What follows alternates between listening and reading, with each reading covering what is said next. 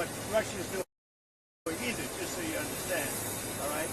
But it's a lot different. You're talking about a country that has been evil for 47 years. They've been horrible. Death all over the world, not just us.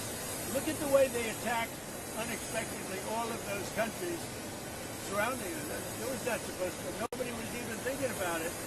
But they wanted to take over the Middle East, and they wanted to knock out Israel permanently.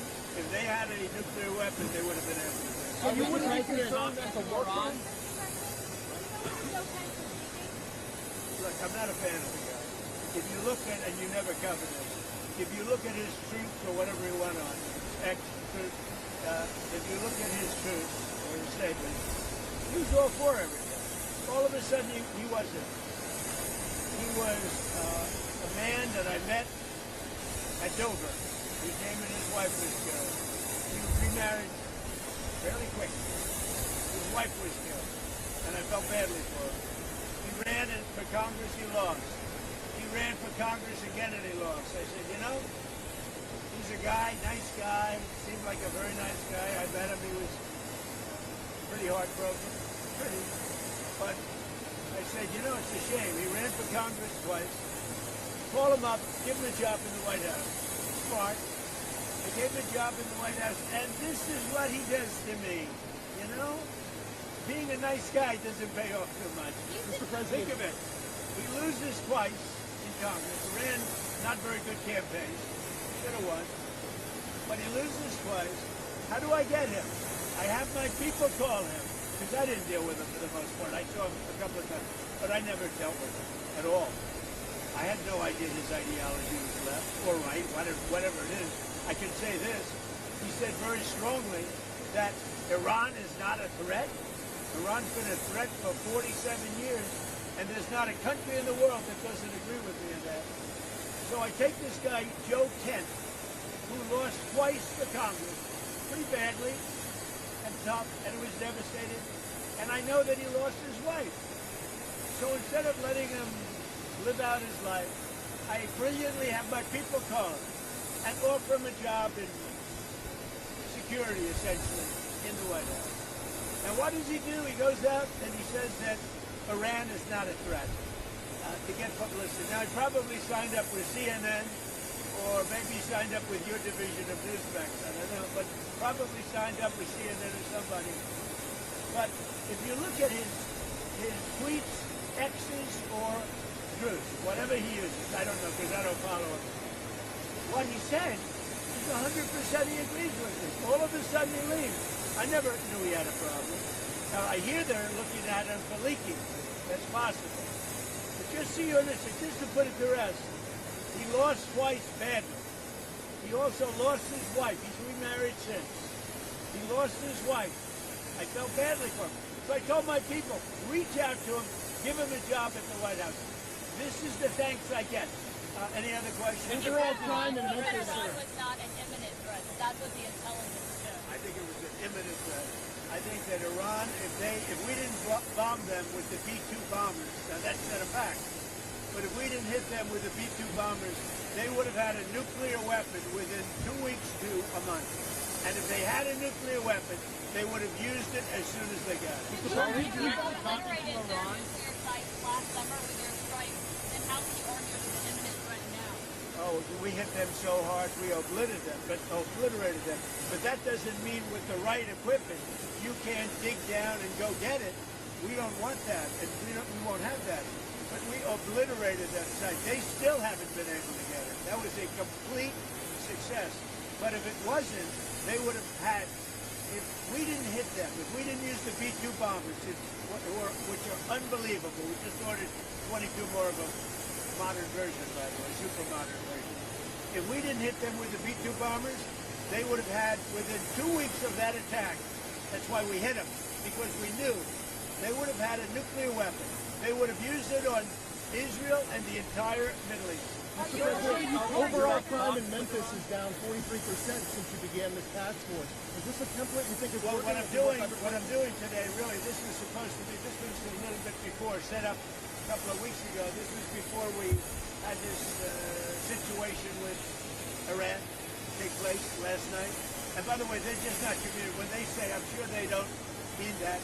When somebody says, oh, I didn't know you were gone. We were talking last night, and I'm sure they have a lack of communication, which is appropriate considering we blew up, in addition to their Navy, Air Force, every division, their radar. We also blew up all of their anti-aircraft and communication. So they have no telecommunication. So there is a lack of, I would imagine, a lack of coordination.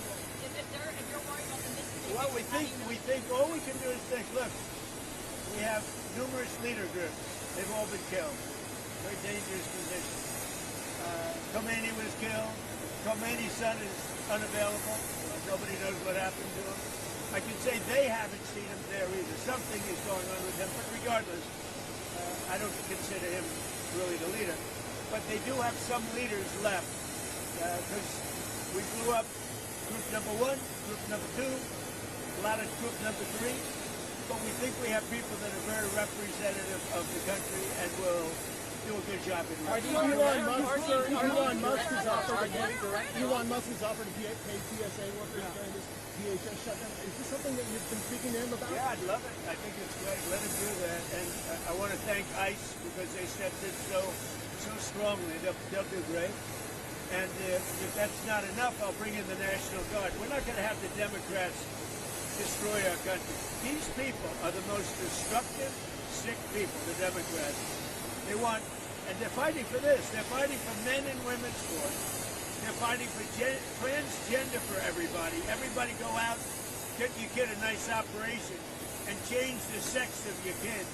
They're fighting for, no, think of it. They don't want you to do voter ID. You walk into a booth. In California, if a person who's doing voting, an official, asks you for identification, they're subject to being arrested. What's wrong with this country?